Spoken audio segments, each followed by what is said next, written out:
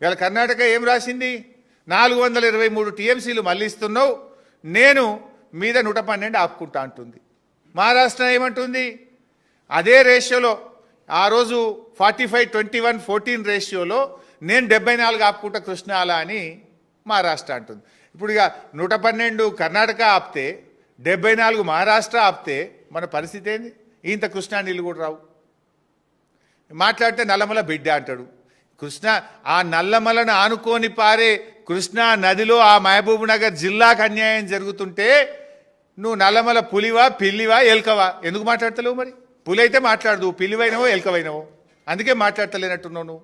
నల్లమలను వారుకొని ఒడిసి పట్టుకొని కృష్ణాకు వచ్చే నీళ్లను పైన కర్ణాటక ఆపుతా అంటుంది, మహారాష్ట్ర ఆపుతా అంటుంది, కింద రేవంత్ రెడ్డి గోదావరి నీళ్ళు తీసుకుపోతుంటే ఎందుకు నువ్వు నోరు మూసుకుంటున్నావు?